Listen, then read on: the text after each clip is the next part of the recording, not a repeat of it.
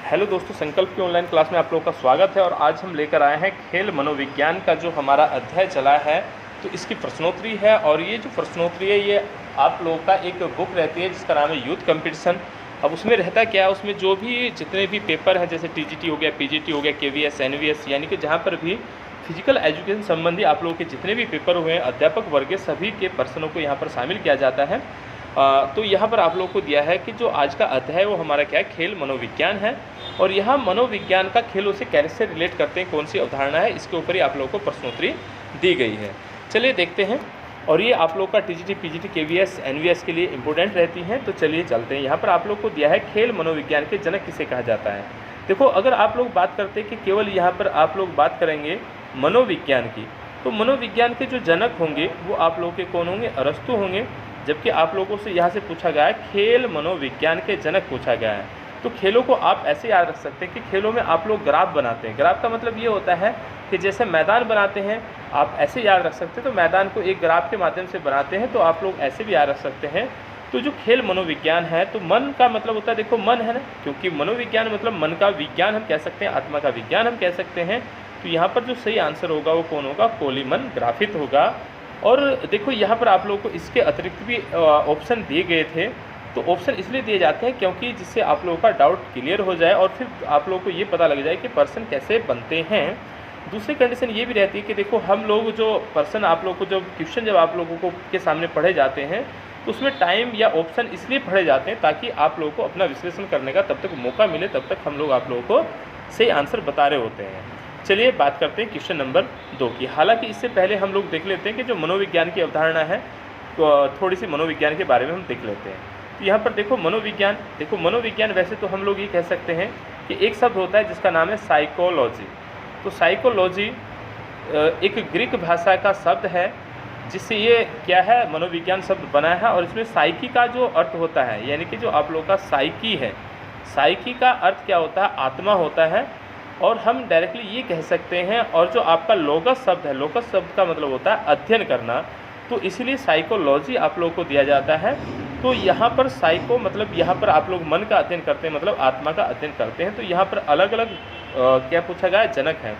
जैसे कि इससे पहले आप लोग देख पा रहे थे कि यहाँ पर आप लोगों से पूछा था कि जो खेल मनोविज्ञान है, खेल मनोविज्ञान के जो जनक हैं वो कौन थे, आप लोगों के कोलीमन ग्राफित थे।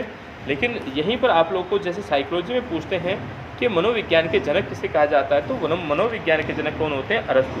आप लोगों को इन थोड़ा सा जो क्वेश्चन दिए गए हैं इनमें थोड़ा थोड़ा अंतर दिया गया है। जैसे खेल मनोविज्ञान के जनक आप लोगों के कौन होंगे, ग्राफित। तो हमने ग्राफित को याद रखने के लिए ग्राफ को याद रखा है। और मनोविज्ञान के जनक किसे कहा जाता है, अरस्तु है। उसके बाद आधुनिक मनोवैज्ञानिक का जनक किसे कहा जाता है, तो यहाँ पर आप लोगों का विलियम वुंट है। तो आधुनिक में पूछेंगे तो वुंट है, और मनोविज्ञान के जनक हैं तो अरस्तु हैं। और आप लोगों का यहाँ पर दिया गया है कि विश्लेषणवाद का जो जनक होता है, यानी कि विश्लेषणवाद जो आप लोग को दिया गया है, तो उसके जो जनक हैं वो कौन है, तो यहाँ पर विश्लेषणवाद में दिया गया है, यानी कि मनोविश्लेषणवाद के जनक होते हैं सिगमंड फ्राइड होते हैं। उसके बाद दुनिया का जो पहला मनोवैज्ञानिक है वो विलियम वुंट को कहा जाता है।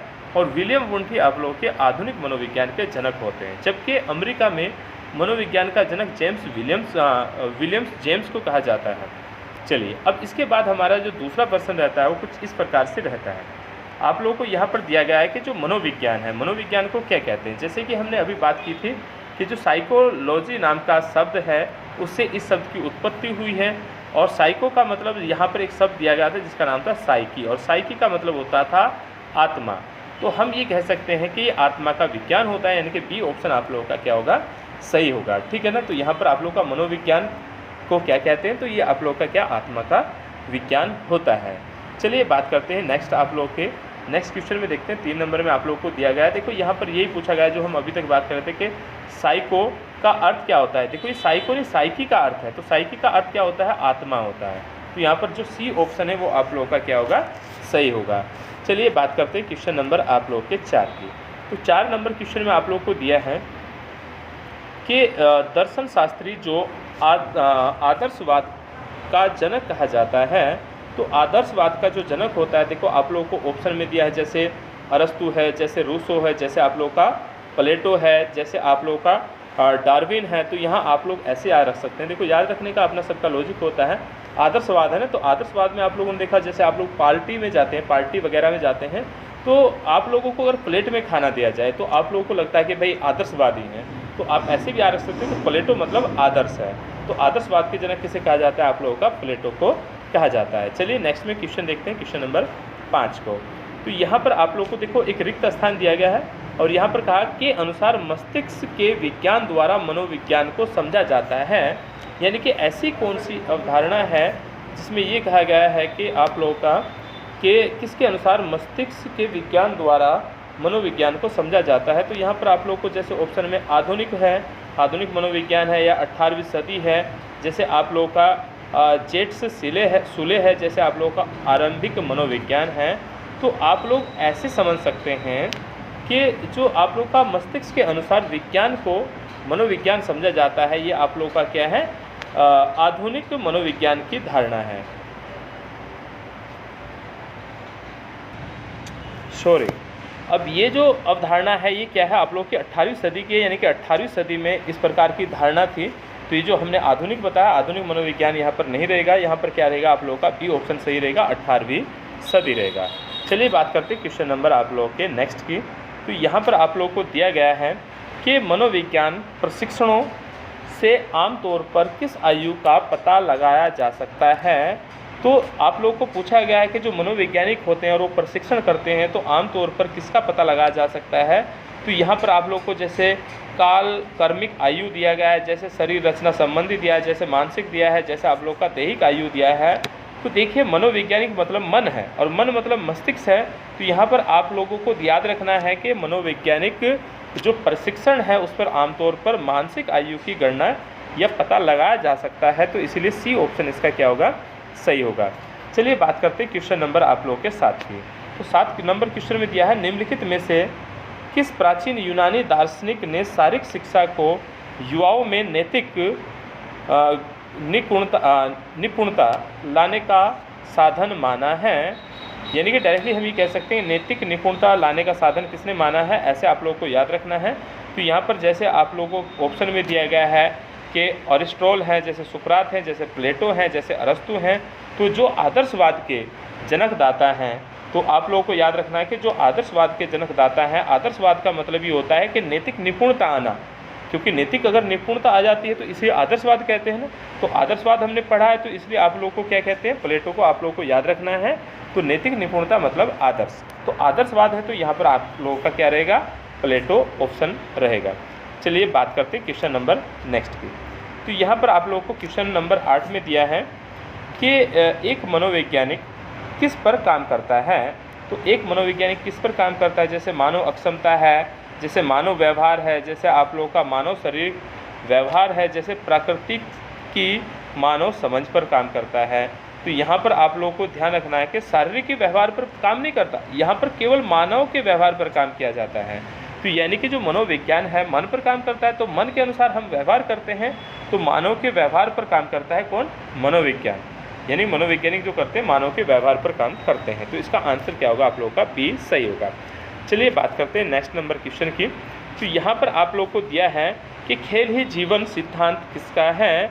तो ऑप्शन में जैसे आप लोगों को दिया है अरस्तु है, मैकडूगल है, पैट्रिक है, जैसे आप लोगों का जॉन डेवी है। तो जो सही आंसर रहने वाला है वो कौन होगा, आप लोगों का जॉन डेवी है।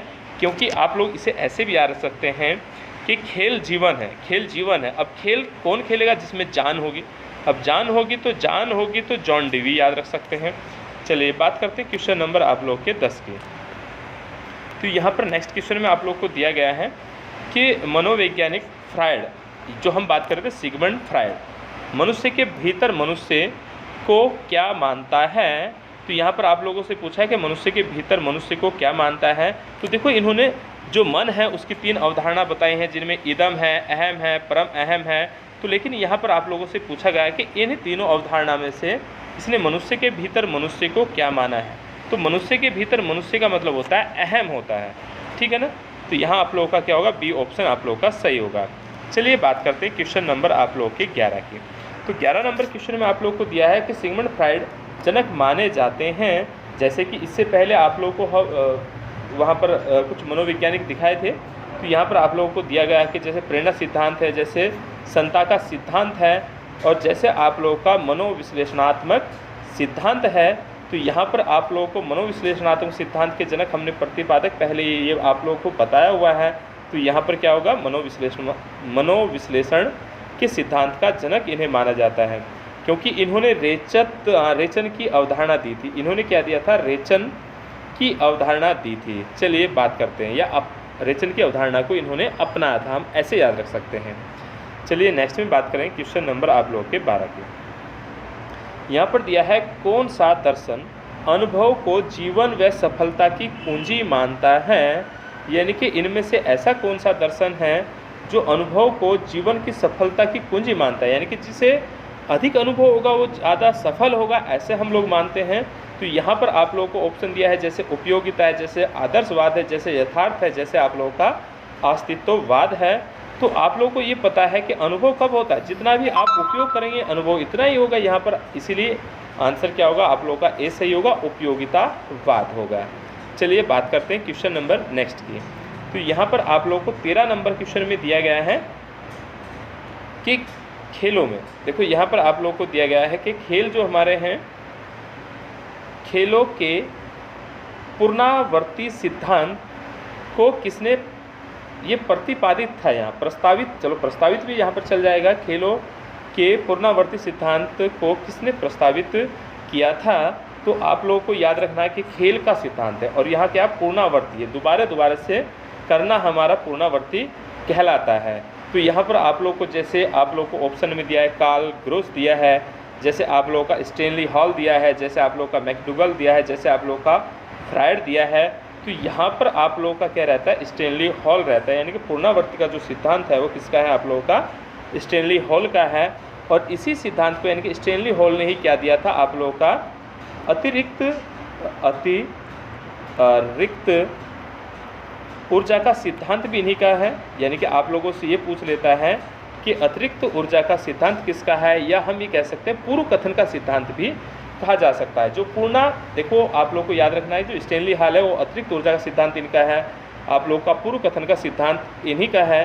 क्योंकि यहाँ पर आप लोगों से ये भी पूछा जा सकता है कि अभी तो हमें पता है कि इसका आंसर क्या था, आप लोग का स्टैनली हॉल है, क्योंकि पुनरावर्ती का सिद्धांत है। तो पुनरावर्ती मतलब पूर्ण कथन भी याद रख सकते हैं। जबकि अगर आप लोगों से ये पूछा जाता है कि पूर्वानुमान, देखो यहाँ पर आप लोगों का थोड़ा सा परिवर्तन होता है और इसे कहते हैं पूर्वानुमान, यानी कि पूर्वानुमान या पूर्व अभ्यास कह सकते हैं। पूर्व अभ्यास का जो आप लोगों का सिद्धांत होगा वो किसका होगा, आप लोगों का कार्ल ग्रेस का होगा। तो इसलिए आप लोगों को याद रखना है कि ये पूर्णावर्ती है, तो वर्ती है यानी कि दोबारा से हम दोबारा काम करते हैं। तो जैसे कहते हैं ना भाई स्टैनली काम करो, ऐसे आप लोग याद रख सकते हैं। और काल याद रख लो कि भाई पहले का अनुमान लगाना, तो पूर्व अनुमान यानी खेलों से पहले ही अनुमान लगाना है, किसका काम था, कार्ल गोर्स का था। तो इसीलिए पूर्व अनुमान का अगर पूछता है तो कार्ल आप लोगों का ग्रोस होगा और स्टैनली हॉल क्या होगा, आप लोगों का पूर्णावर्ती के सिद्धांत के प्रतिपादक होंगे। चलिए बात करते हैं नेक्स्ट नंबर क्वेश्चन की। तो यहाँ पर नेक्स्ट में आप लोगों को दिया गया है कि मस्तिष्क के अध्ययन के लिए मनोविज्ञान शब्द सर्वप्रथम किसने प्रयोग किया, यानी कि मस्तिष्क का जो अध्ययन है उसके लिए सबसे पहली बार मनोविज्ञान जो शब्द है इसका प्रयोग किसने किया था। तो ऑप्शन में जैसे सिगमंड फ्रायड है, जैसे आप लोगों का रेनी डिस्क्राइटर है, जैसे आप लोगों का म्यूलर है, जैसे आप लोगों का रुडोल्फ गाइकिल है। तो यहाँ पर आंसर जो होगा वो कौन होगा, रुडोल्फ आप लोग का गाइकिल होगा। चलिए नेक्स्ट में चलते हैं क्वेश्चन नंबर आप लोग का 15 की ओर। और 15 में आप लोग को दिया है कि फ्रेंच नेक्टगाल, यहाँ आप लोग का फ्रेंच नेटगाल है, फ्रेंच नेटगाल आप लोग को दिया है कि फ्रेंच नेटगाल ने शारीरिक शिक्षा का आरंभ किस देश से कराया माना जाता है। देखो यहाँ पर ये था क्वेश्चन में थोड़ा सा, फ्रेंच जो नेटगाल है उन्होंने शारीरिक शिक्षा का जो आरंभ है वो किस देश से हुआ है ऐसा माना था। यानी कि आप लोग ऐसे तो मानते हैं कि जो आप लोगों का शारीरिक शिक्षा की जो शुरुआत है वो कहाँ से हो रखी है, इंग्लैंड से हो रखी है। लेकिन यहाँ आप लोग को फ्रेंच नेटगाल के अनुसार याद रखना है। तो फ्रेंच नेटगाल ने ये कहा था कि जो शारीरिक शिक्षा का प्रारंभ हुआ था वो कहाँ से होगा, आप लोगों का डेनमार्क से हुआ था। जबकि आप लोगों को ये भी याद रखना है कि शारीरिक शिक्षा की अन्य अवधारणा में ये दिया जाता है कि शारीरिक शिक्षा की शुरुआत कहाँ से हो रखी है, इंग्लैंड से हो रखी है। लेकिन अगर आप लोगों से पूछता है फ्रेंच, अब फ्रेंच नेटगाल के अनुसार डेनमार्क से क्या है, शारीरिक शिक्षा की शुरुआत मानी जाती है। चलिए नेक्स्ट में बात करते हैं क्वेश्चन नंबर 16 की।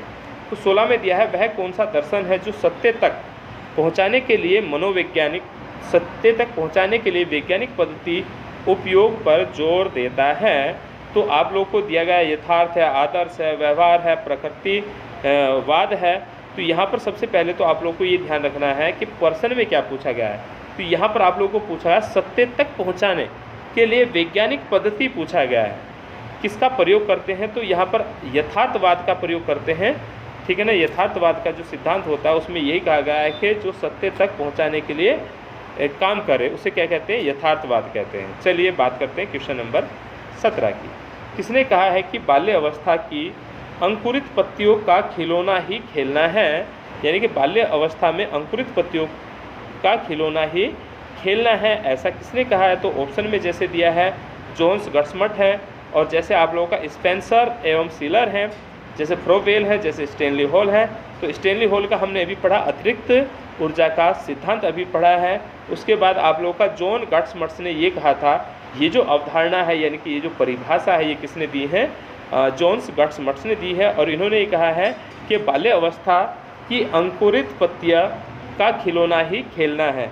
जबकि अगर हम देखते हैं जॉन्स गट्समट्स को, ये आप लोग के जिम्नास्टिक से संबंधित हैं, और जिम्नास्टिक के इन्हें आप लोग का क्या कहा जाता है, गॉड फादर कहा जाता है। यानी कि आप लोगों से ये भी पूछ सकता है कि जिम्नास्टिक के गॉड फादर किसे कहा जाता है। गॉड फादर मतलब पितामह कहा जाता है। तो कौन होते, जॉन्स आप लोग के जॉन गट्समट होंगे। नेक्स्ट करते हैं क्वेश्चन नंबर 18 को।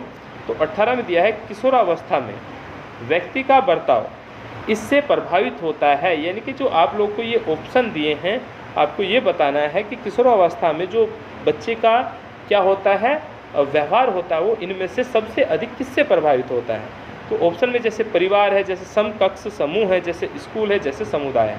तो यहाँ पर क्या है, आंसर आप लोग का डी सही रहेगा। देखिए समकक्ष का मतलब होता है कक्षा से जुड़ा है, जबकि हम व्यवहार बर्ताव की बात करें तो कक्षा तथा बाहर से भी होता है ना, क्योंकि पर्यावरण से सबसे अधिक यानी कि जो हमारे आसपास का क्षेत्र होता है बच्चा सबसे अधिक उससे सीखता है। तो इसलिए यहाँ पर समुदाय सही रहेगा। क्योंकि देखो बर्ताव का मतलब होता है कि बच्चा पड़ोस में देखकर कपड़े पहनने सीख जाता है, किस तरह के बच्चे दूसरे स्टाइल में जैसे बाल कटाते तो ऐसा सीख जाता है। तो सबसे अधिक प्रभावित किससे होता है, समुदाय से होता है। चलिए बात करते हैं क्वेश्चन नंबर नेक्स्ट की। तो यहाँ पर दिया गया है इलियड ओडिसी के रचयिता कौन थे। देखो इलियड और ओडिसी क्या है, एक दो रचनाएं हैं जो आप लोगों की होमर ने लिखी थी, और जिसके कारण से होमरिक काल भी कहा जाता था। ठीक है ना, तो इसका आंसर जो आप लोगों का होगा वो क्या होगा, आप लोगों का बी होगा।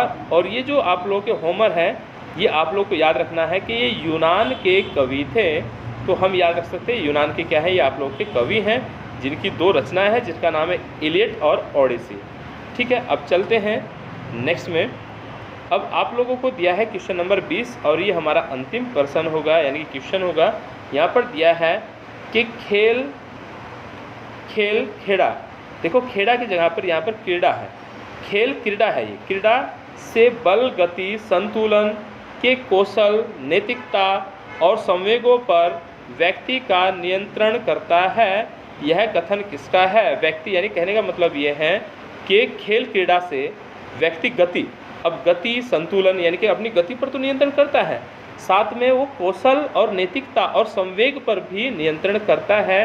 तो संवेग पर नियंत्रण करना पूछा गया है। तो संवेग पर अगर नियंत्रण करता है तो यहाँ पर आप लोग को जैसे अरस्तु है, प्लेटो है, सुकरात है, तो आप याद रख सकते हैं रूसो, क्योंकि रूसो ने नैतिकता की बात की है। तो रूसो ने किसकी बात की है, नैतिकता की। तो नैतिकता संवेगों पर नियंत्रण करना मतलब रूसो को आप लोग याद रख सकते हैं। चलिए, और आज के इसके साथ ही हमारी जो आज की ये सीरीज़ थी जो आप लोगों का खेल मनोविज्ञान की, ये समाप्त होती है। फिर मिलेंगे, तब तक के लिए जय हिंद, जय भारत। और अगर आप लोगों को हमारी जो ये सीरीज़ है ये अच्छी लगती है, यानी कि जो सेशन है वो अच्छा लगता है, तो आप अपने दोस्तों को ज़रूर भेजिए, जिससे क्या होगा कि हम लोगों को एक मोटिवेशन मिलेगा और आपके लिए इस तरह की अच्छी अच्छी वीडियो और भी लेकर आएंगे।